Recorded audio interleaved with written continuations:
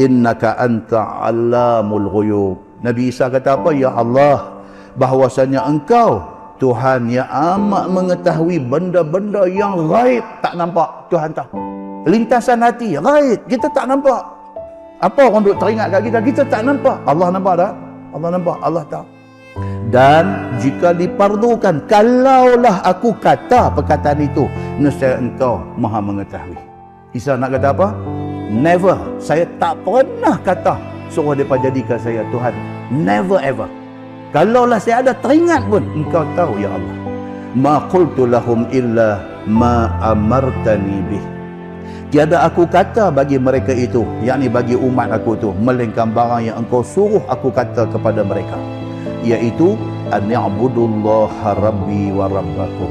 Itu yang engkau suruh aku habang, itu yang aku habang. Apa dia?